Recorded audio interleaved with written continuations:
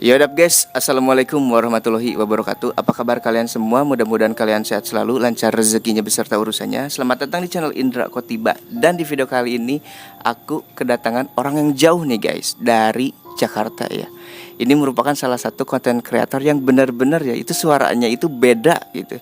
Dan di video kali ini aku akan coba bertanya satu hal ya bang ya. Bertanya satu hal. Kamu tuh sangat lancar dari awal pembukaan sampai sekarang tuh lancar banget. Aku biasanya harus tag berapa kali. Oh gitu. Oke, silakan. Jadi aku mau bertanya satu hal yang benar-benar bikin aku itu penasaran gitu. Pas Bang Ilvo ini bercerita di rumahnya Ibu Imas, Ibu siapa sih yang punya kontrakan tuh? Ibu Siti. Ibu Siti gitu. Di situ kan ada Bang Ilvo itu ada statement kalau misalkan ketika Nike Ardila meninggal di hari Minggu pagi gitu. Dan ketika di hari Seninnya pas lagi upacara kan tiba-tiba Bang Ilvo itu nangis kejeng-kejeng. Anak seusia sekecil itu gitu. Apa yang memang masuk ke dalam pikiran dan hatinya gitu. Coba dijelaskan. Sebenarnya bukan nangis kejang-kejang sih, memang menangis pada saat itu. Sebenarnya gini, flashback lagi karena aku kan ngefans sama Nika Ardila itu, baru tahu Nika Ardila itu kelas 4 SD. Kelas 4 SD itu pada saat Nika Ardila ngeluarin album yang the best, Tinggal Aku Sendiri.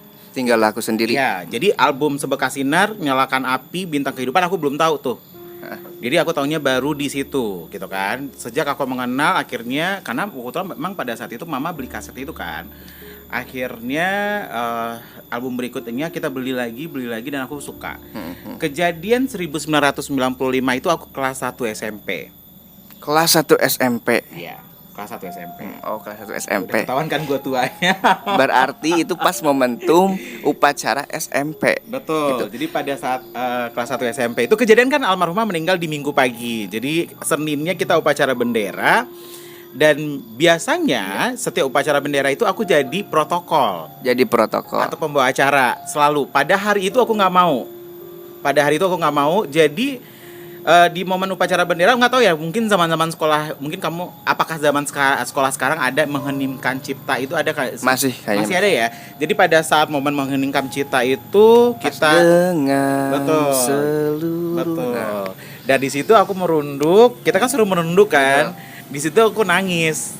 Karena yang aku bayangkan itu adalah sosok teteh yang udah nggak ada di hari Senin itu. Oh gitu. Iya. Tapi dari situ kan pasti kalau misalkan tiba-tiba yang lainnya biasa-biasa aja nggak nangis tuh mengheningkan cipta gitu. Tiba-tiba ada satu orang yang nangis, pasti kan itu memecahkan konsentrasi baik itu yang ada di depan ataupun yang di belakang ataupun guru-guru gitu kan. Bang Ilpo dulu pas di barisan itu di depan atau di belakang? Di depan. Paling depan. Otomatis kalau paling depan itu paling yang terlihat kan. Respon dari guru-guru itu kelas unggulan kan. Kalau di SMP itu kan kalau misalnya ada kelas 11, 12, 13, kelas 11 itu kelas unggulan dan kita paling depan. Kelas 11. Dan depan tiang bendera banget. Persis. Gitu. Jadi orang cuma dalam pikiran orang, wah ternyata seorang Ilvo tuh menghayati mengheningkan cipta yang mereka tahu. Aku membayangkan seorang pahlawan kan, otomatis. Jadi tapi sebenarnya membayangkan itu kepergian dari almarhumah. Tapi ada yang sempat nanya gitu, penasaran, kepo gitu, kenapa kamu kok menangis sebegitunya? Kenapa kamu mengucurkan air mata gitu? Asik. Sebenarnya iya memang bertanya, tapi pas dia saat selesai upacara bendera, karena kita aku punya teman juga satu kelas, jadi kita tuh selalu saingan, dia juara 1, aku juara 2, kadang dia juara 2, aku juara 1. Nah namanya Resti, nah dia salah satu penggemar Nika Ardila. Di situ dia nanya, lu kenapa nangis? Gue ngebayangin kepergian Nika Ardila karena di hari Senin itu sudah heboh, seluruh Indonesia tuh heboh pasti. Bukan hanya di Bandung aja. Betul. Seluruh Indonesia diheboh, pada saat itu kan belum ada sosial media kan, tapi kita udah pada tahu ada berita Nika Ardila pergi. Itu semua udah menjadi trending topik lah pada saat itu. Jadi pas ditanya ya aku bilang, aku menangis bukan karena mengeningkan cipta, tapi memang mengingat almarhumah Nika Ardila. Bukan karena mengheningkan cipta, tapi ada momentum ketika inget gitu kan. Jadi ada dua rasa pada saat itu gitu. Gitu. Dan Bang Ilvo, aku kan sempat dengar juga kalau Bang Ilvo itu dimimpiin oleh almarhumah Teh Nika Ardila gitu. Aku pun pada saat itu memang kebetulan belum lihat videonya, baru dengar-dengar dari orang yang DM, "Bang, ada seseorang yang dimimpiin sama almarhumah Nike Ardila," gitu. Secara garis besar pasti ada pesan yang memang benar-benar masuk ke dalam hati dan nggak ada dilupakan. Dari misalkan mimpi itu 5 menit, pasti ada satu menit yang benar-benar memang ngena sama kita. Dan yang aku mau tanyain itu ialah ketika pas scene, kalau film itu ya, pas scene apa dan pas ungkapan apa dari almarhumah untuk Bang Ilpo. Mungkin dari mimpi itu ada pesan-pesan untuk kita semua gitu, sebagai pencinta almarhumah Nike Ardila gitu. Jujur, sepanjang usia saya saat ini, tepat di tanggal 27 Desember ini, almarhumah itu baru datang ke dalam mimpi saya. Itu totalnya berarti 8 kali. 8 kali. 8 kali ya. Bukan dalam 8 kali itu Berturut-turut enggak. Maksudnya ada momen-momen tertentu. Jadi dari itu pertama kali mimpi itu di waktu kelas 1 SMP itu. Pertama kali. Iya, kelas 1 SMP itu mimpi almarhumah. Tapi aku udah, karena itu masa kecil, aku kan nggak tahu ya. Aku yang penting pada saat itu, intinya pada mimpi itu bener-bener gimana ya? Keluarga itu bangun pagi, jam 3 pagi untuk bangunin saya karena saya ngigau. Saya nyanyi lagu Nike Ardila pada saat itu. Sampai ngigau. Duduk sampai nyanyi lagu Nike Ardila. Nah, mimpi yang berkesan menurut aku itu baru dua mimpi terakhir, di mimpi ke-7 sama mimpi ke-8. Mimpi ke-8 yang sangat spesial. Jadi pada saat aku Mimpi ke-8 itu baru-baru ini. Iya, berarti di bulan Agustus. Bulan Agustus pada saat aku recovery dari COVID. Tahun ini banget berarti. Iya, 2021. Jadi aku pada saat itu kondisinya memang sudah ibarat kata orang hampir udah nggak tertolong ya, karena memang kondisinya memang sangat kritis. Kondisi aku tuh udah pakai oksigen segala macam, dan aku pun sempat udah telepon keluarga. Aku udah nggak kuat menghadapi kondisi COVID pada saat itu. Aku merasa hidup aku udah nggak ada gitu loh. Dan singkat cerita, pada saat aku kan selama COVID itu aku jarang tidur kan. Jadi pada saat aku sakit itu aku bisa tidur 1 jam. 1 jam. Dan pada saat almarhumah datang itu aku tertidur itu jam 3 pagi, dan kalau nggak salah menjelang subuh dia datang ke mimpi. Dia cuma bilang, kamu pasti sembuh, kamu pasti sembuh, kamu pasti sembuh. Tapi kalau kamu udah sembuh, kamu dukung Amel dalam mimpi itu ya. Terus juga dia bilang, bikin program tentang saya, ceritakan dengan sesuai faktanya, jangan dikarang-karang. Gitu. Aku tidur 1 jam, habis subuh itu aku bangun. Itu sebuah keajaiban, amazing sih sebenarnya. Kondisi aku yang biasanya batuk per detik, demam tinggi, tidak kondisinya juga sangat tidak kritis lah menurut aku ya, karena udah pakai oksigen.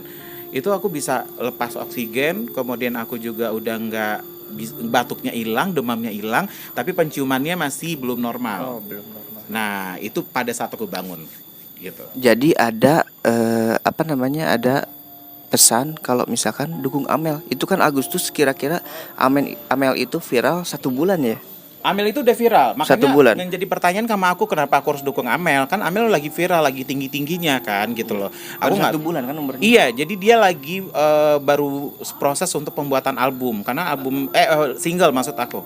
Karena single Amel itu kalau nggak salah di bulan Juli kan, Juli itu baru launching single pertama. Juli kalau nggak salah, Juli muncul 29. Single pertama 29 Juli. 29 Juli. Iya. Mei muncul Amel itu Mei ya. Mei. Amel itu baru rilis di 29 Juli. Bener. Berarti sekitar umurnya 3 bulan dari viral itu. Nah, aku pada saat recovery itu aku bertanya, kenapa sih kok aku disuruh untuk buat dukung Amel, karena dia lagi tingginya kan, dia lagi diundang di stasiun TV, dia nggak butuh saya. Dan setelah beberapa bulan barulah tahu itu jawabannya. Begitu. Setelah ada pro dan kontra, Amel merasa ya kata orang ditinggalkan. Nah, di situ aku baru mulai bikin untuk aku bikin channel kan 2 September. Aku baru tayangin yang program Amel dan Nike itu setelah di bulan Oktober kalau nggak salah. Iya, setelah sembuh dari COVID itu. Yes. Di situ aku baru bikin, ternyata tayangannya langsung tinggi. Dan akhirnya aku melanjutkan ke tayang-tayang berikutnya tentang Amel sampai konsisten hari ini. berkah lah intinya ya. Amin. Alhamdulillah benar-benar banget. Dan ini pertanyaan terakhir sekaligus penutup karena durasinya cuma lumayan cukup panjang gitu. Dan ini momentum yang paling benar-benar yang aku garis bawahi gitu, yang paling aku ingin tanyakan ketika Amel bertemu dengan Mami di Jakarta itu, aku pun merasa ada haru, sedih, ibarat anak ketemu dengan orang tuanya. Yang dirasakan Bang Ilpo apakah sama dengan apa yang aku rasakan, dan apakah sama dengan orang-orang yang ratusan ribu di sana rasakan juga? Pada saat ketemu di Jakarta itu aku terlambat untuk melihat videonya. Jadi karena waktu itu aku belum ada panggilan hati untuk Amel kan. Karena masih bertanya-tanya awalnya. Jadi karena aku mikir karena kemiripan itu memang udah biasa. Jadi aku biasa aja. Tapi itu momentum ketika Bang Ilpo di rumah sakit atau enggak? Kalau kejadian ketemu sama Mami itu aku masih dalam kondisi sakit. Karena waktu itu Amel kan belum bikin single. Jadi aku belum terlalu ngerespon banget. Aku baru melihat Amel itu sedetail-detailnya pada saat single serupa. Dan aku merinding pada saat bagian part puisinya itu, yang ada adegan Mami sama Mami kan di akhir lagu. Nah itu yang membuat aku menangis. Tapi pada saat pertemuan pertama kali aku nggak terlalu respon.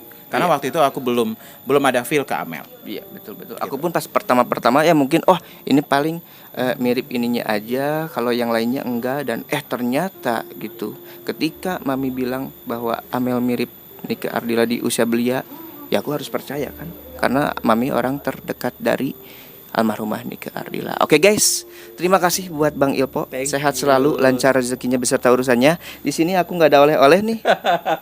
Malu-malu ini Indra Khotiba itu. Jangan lupa subscribe YouTube channel saya Vio Traveling. Oke. Dan mudah-mudahan video ini bisa bermanfaat untuk kita semua. Amin. Kalian sehat selalu, lancar rezekinya beserta urusannya. Saya Indra Khotiba pamit. Wassalamualaikum warahmatullahi wabarakatuh dan ciao.